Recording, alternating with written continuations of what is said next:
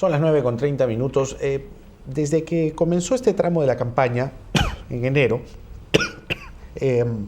se habló de la presencia del narcotráfico. Y el primer partido al cual se le puso la mirada fue Perú Posible. Pero una denuncia no tan bien estructurada hizo que los estrategas de Alejandro Toledo le dieran la vuelta al asunto y esto pasara luego a una crítica y a un cuestionamiento muy específico al entorno presidencial y al mismo presidente de la República en su campaña anterior. Pero últimos cables de Wikileaks y sendas denuncias periodísticas le ponen ahora la mirada a Keiko Fujimori, a la misma Keiko y a su entorno, a sus candidatos al Congreso de la República. Si usted está observando, presenciando el desarrollo de la campaña, ¿qué se está preguntando? ¿El narcotráfico está penetrando en la campaña? ¿De qué manera? ¿Es todo una exageración? ¿De qué estamos hablando? ¿Quién mejor que Jaime Antezana, analista en temas de narcotráfico y seguridad, para conversar sobre estos temas? Jaime, ¿cómo estás? Gracias por venir. Gracias por la invitación. Con tu vasta experiencia, ¿observas, percibes, has podido identificar al narcotráfico en esta campaña? Así es, en efecto. A diferencia de cualquier otra época, ¿no?, de la larga historia del narcotráfico en el Perú, que más o menos tiene unos 60 años, ¿no?, esta es la primera vez en que el narcotráfico apunta a tener una fuerte presencia política en un nivel del poder como es el Congreso, e incluso también en el más alto nivel del eventual gobierno que se elija. En todas las décadas anteriores, desde mediados del 40 hasta la fecha, el narcotráfico se había relacionado con el poder político, con el Estado, ¿no?, pero nunca como hoy, ¿no?, ha buscado tener su propia representación política. ¿Cómo acreditas eso? ¿Cómo vas observando esta penetración inédita del narcotráfico? Por el número de gente del empresariado, ¿no? Un narcotraficante es un empresario que tiene una doble moral, una doble actividad, la del narcotraficante y la de un empresario formal. Y una que es una fachada, normalmente. Que le permite lavar activos, ¿no?, le permite justificar su patrimonio. Estos empresarios han pasado a la política. Ellos mismos ya no están encargando, ¿no?, a otros. Eso era lo que hacían antes: financiaban las campañas, se relacionaban con los partidos, ¿no?, y a la vez de que lograban tener de apoyo, digamos, a algunos congresistas, lavaban sus activos en ella. Ahora no. Ahora lo que está ocurriendo es un fenómeno, como le decía, inédito en la historia del Perú, ¿no? Es que los narcotraficantes ahora están pasando a la política, ellos mismos.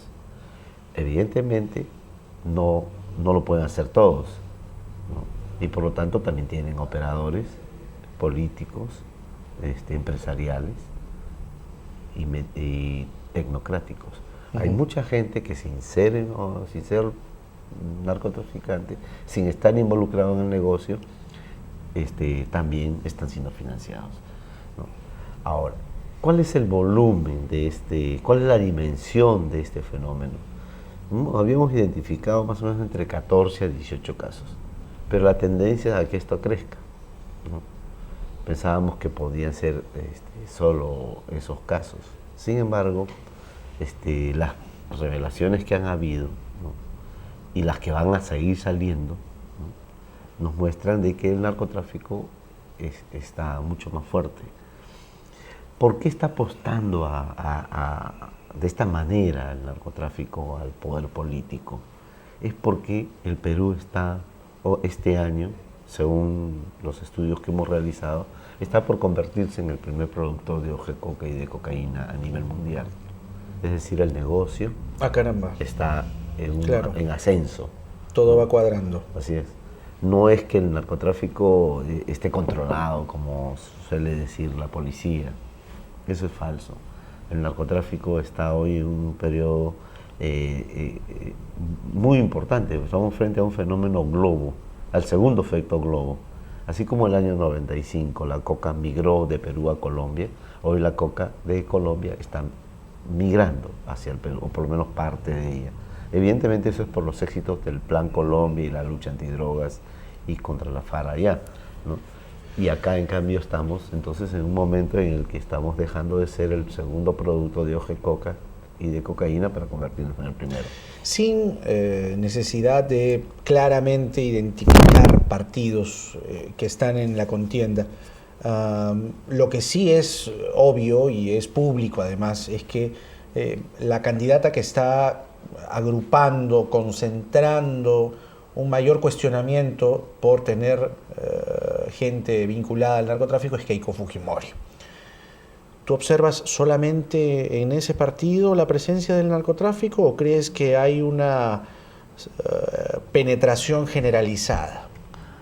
Hay una red, ¿no? Una red de narcopolítica que cruza transversalmente casi todos los partidos y movimientos o alianzas. No está solamente en Keiko, lo están, yo diría, en los principales, en las principales listas de los movimientos políticos que están actualmente en competencia. Pero cualquiera pensaría que estas denuncias más bien son evidencias de que hay una lucha contra el narcotráfico y que se está detectando los vínculos contra el narcotráfico. No, de ninguna manera. Los casos que están saliendo o por los Wikileaks, que viene de fuera, no lo puede controlar nadie, ¿no? O por casos de que gente que tiene antecedentes judiciales, ¿no? Como el caso de Karina Beteta o el caso de Pepe Vázquez, que han tenido investigaciones, ¿no? Uh-huh. Y por lo tanto tienen hay documentación, ¿no? Uh-huh. Sin embargo, la mayor parte de los que están hoy postulando, incluidos sus operadores políticos, tecnocráticos, no tienen antecedentes. Están pasando entonces sin problemas. Piola. Están pasando piola, ¿no? Y están en el más alto nivel. Porque ¿quiénes se están moviendo hoy? Se están moviendo los varones de la cocaína, ¿no? Los patrones de las firmas grandes, de lo que yo llamo la narcoburguesía exportadora, la que le vende a los carteles mexicanos. Esa es la que se está moviendo en esta campaña, de mediano, a nivel de las regiones, a los más grandes, ¿no? El Perú ha producido ya una narcoburguesía exportadora. Antes era exportadora de PVC, ¿no? A los cárteles colombianos, y ahora es exportadora de cocaína. Entonces tiene una larga presencia. Esto no es un proceso de generación espontánea, no, de ninguna manera. En el Perú existe un narcotráfico bastante enraizado. Cuando se habla de despenalizar las drogas, ¿son avisos que los narcos reciben para bien o para mal? Porque uno pensaría que despenalizar es que les está quitando el negocio. No, de ninguna manera. Despenalizar hoy, ¿no? Es un mensaje que, como diciéndole, tú continúa trabajando, que este gobierno no va a chocar contigo. ¿No? Todo lo contrario, porque uno pensaría que más bien es quitarles el negocio, desmontarlos. No puedes buscar la despenalización y confrontar abiertamente, ¿no? El mensaje de cualquier discurso que pretenda despenalizar las drogas en el Perú hoy es decir, sigan trabajando ustedes, que nosotros vamos a tratar de darle una solución por la vía de dejar la prohibición, ¿no? De la producción tanto de hoja de coca como de cocaína, ¿no? En consecuencia, es un mensaje equivocado, es un mensaje en el que les está diciendo a ustedes continúen, que este gobierno va a buscar un camino, una alternativa distinta. ¿Corremos el peligro de ser un México? En el Perú, mira, paralelamente a este narcopoder en desarrollo, en emergencia, ¿no? Existe también, se ha desatado con mucha fuerza a lo largo de la década que ha culminado hace poco, ¿no? Elementos de la narcoviolencia. Yo he hecho un trabajo el año pasado de la narcoviolencia en cifras y que revela que 115 personas han muerto por narcotráfico, de los cuales de estos... ¿En qué periodo de tiempo? Solo en el año. 2010. Sí, solo en el año. 115, de los cuales 78 son por ajustes de cuentas. Y no se dan en Huánuco, en Ayacucho, en el BRAE, dentro del BRAE, no, o en las rutas de la droga. Se están dando ahora se han dado en 14 regiones del país. ¿En qué zonas?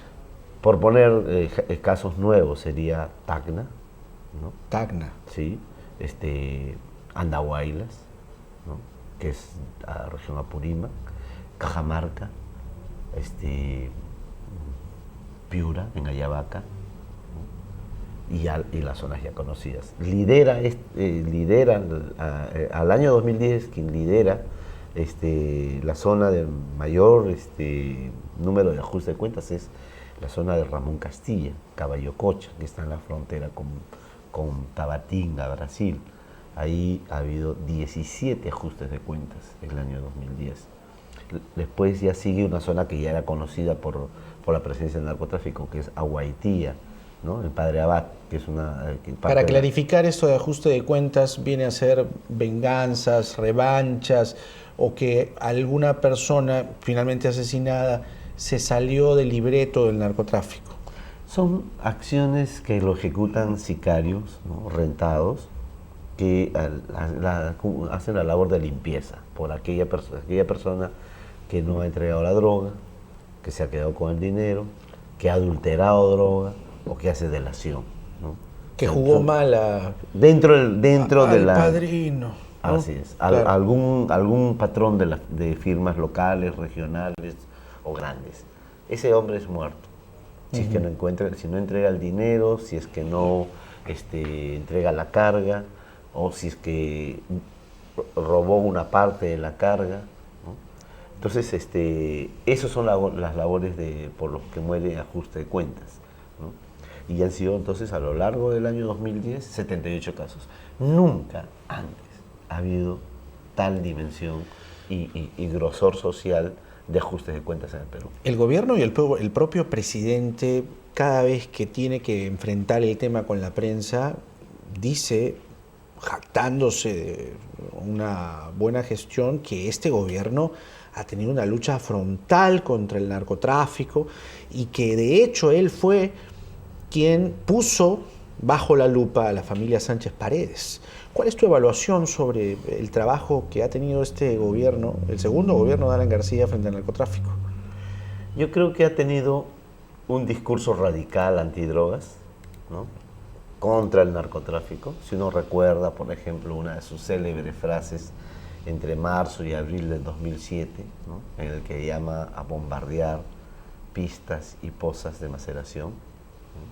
Ordenando al ministro del Interior a que use los aviones Tucano, ¿no? Uno puede creer que este es el gobierno o podía haber creído que este es el gobierno que iba a enfrentar al narcotráfico. Del dicho al hecho hay mucho trecho. Hay un abismo, ¿no? ¿Por qué? Porque en realidad el gobierno lo que ha hecho es exactamente lo mismo que ocurrió a lo largo con ciertos matices, ¿no? Del gobierno de Alejandro Toledo. No combatió frontalmente al narcotráfico. Recién 5 años después se está hablando de un sistema de control de los insumos químicos. Cuando la ley existe hace 5 años, se reglamentó 2 veces y recién ahora dicen que en junio, ¿no? De acá a 3 meses, va a operar un sistema de control de los insumos químicos. Mientras tanto, ¿cuánto decomisa la policía? Entre 1 o 2% del volumen global de insumos químicos que el narcotráfico necesita. Otro, hace 2 años se está hablando de garitas de control para controlar el tráfico de drogas que viene por las carreteras. Sí, se habla cada rato del tema. Sí, y hasta ahora no hay garitas de control. Se ha hecho todo lo que sea posible por dilatar y no poner las garitas de control. Ahora, evidentemente nadie dice que las garitas son la solución, porque la droga está viniendo por caminos de herradura, y donde no hay control entra por carretera, sean transversales o carreteras nacionales. Pero en fin, sin embargo, a pesar de que esto podría ser un elemento solamente disuasivo, Símbolos, ¿no? nada más Símbolos. mensajes de que hay voluntad, no se ha puesto las garitas de control por ningún lado. Y es por eso de que la policía controla entre el 5 o 6% de la producción anual de cocaína, ¿no? El año 2008 decomisó 20 toneladas de 302. El año 2009 decomisó 13 de 317, ¿no? O sea... ¿Qué es? ¿Miedo a los varones de la droga? No, yo lo que creo es que en el Perú no se ha combatido frontalmente. Yo creo que... Negligencia. No, más... Hay problemas reales de presupuesto, de recursos institucionales, ¿no? De burocracia en el Estado. Falta de voluntad, llamémoslo así. Pero evidentemente lo que ha habido es una clara intención de que no combatirlo. Es como que se ha dicho, no, ¿para qué combatir esto? Es muy grande, ¿no? Y se ha continuado haciendo algunas labores como la de erradicación, que le duele el narcotráfico, pero si uno revisa todas las cifras de la década, va a ver que la erradicación se hizo en área de 3 regiones, pero la coca para el narcotráfico se produce en 14 regiones. O sea, hay 11 regiones donde la coca no tiene ninguna dificultad para seguir incrementándose, ¿no? Entonces, anualmente se ha erradicado un promedio entre 10 a 11 mil hectáreas, ¿no? Pero son en las mismas zonas. Ahora se ha vuelto este año a Tocache, donde entre el año 2003 hasta el 2007 casi se redujo toda la producción de hoja de coca. Si vemos este balance del quinquenio actual e incluso del primer gobierno de Alejandro Toledo, bueno, el gobierno de Alejandro Toledo, y vemos esta presencia del narcotráfico en la campaña, ¿quién va ganando la lucha? ¿El Estado o el narcotráfico? No, el narcotráfico, definitivamente. ¿Nos va goleando? Nos está ganando el narcotráfico. O sea, todos los esfuerzos que se han realizado en los 2 quinquenios que han pasado han sido no solo insuficientes, sino mínimos para poder contrarrestar el avance. Por eso que estamos como estamos. Hoy todos se ha narcotizado la política, pero no porque alguien haya pretendido mediáticamente hacerlo, sino porque el narcotráfico está presente en todos los espacios, ¿no? Y la mayor parte de estos narcotraficantes no tienen pues ningún antecedente, no hay forma de tocarlos, ¿no? Entonces yo lo que veo es que estamos en un momento muy importante, o vamos a seguir el modelo colombiano o el modelo mexicano, de las dos. O sea, narcopolítica, narcopoder hacia narcoestado, ¿no? Y si no logran eso, controlar, tener como amparo y protección el Estado e instrumentalizar el Estado para sus y capturar fines, el Estado. por supuesto, ¿no? Pero como no tienen ellos un discurso social y político, el narcotráfico es una industria. Lo que les interesa es que el negocio funcione. Es decir, que ellos sigan exportando las más de 300 toneladas de cocaína anual, ¿no? Entonces, si no se logra eso, igual ahí están las tendencias de la narcoviolencia. Solo para resumirte, entre los enfrentamientos armados, entre las columnas de Víctor Quispe Palomino y Artemio, más la de los sicarios, ¿no?, contra la policía y militares, estamos hablando de 17 enfrentamientos en el BRAE, el año 2010, ¿no?, 7 en el Alto Guayaga y 11 entre sicarios que están trasladando droga, que no son narcosenderistas o narcoterroristas, sino son simplemente sicarios que están protegiendo los cargamentos de droga. Entonces, preocupante lo que nos manifiesta Jaime. ¿Qué nos queda? ¿Los Wikileaks? ¿Que siguen apareciendo más Wikileaks? Sí, lo único que queda, porque la prensa no lo va a sacar. Muchos ya tienen sus opciones y por lo menos yo creo que es normal que la tengan. pero yo creo que no se puede solamente por razones políticas golpear a un lado cuando vemos que los narcotraficantes están apostando por lo menos en los haces más importantes de la Nos corresponde entonces a la prensa un trabajo mucho más agudo. Definitivamente, si no, ¿cómo nos vamos a un narcoestado? Porque el narcoestado no es que gobierne un narcotraficante, sino de que los narcotraficantes Los capos. estén dentro del Estado, sean los financistas de todo esto. Bueno, preocupante. Muchas gracias, Jaime Antesana, haciéndonos un preocupante diagnóstico de la situación, la penetración que va ganando el narcotráfico frente a la campaña municipal. Vamos a estar muy atentos. 9:51, una pausa.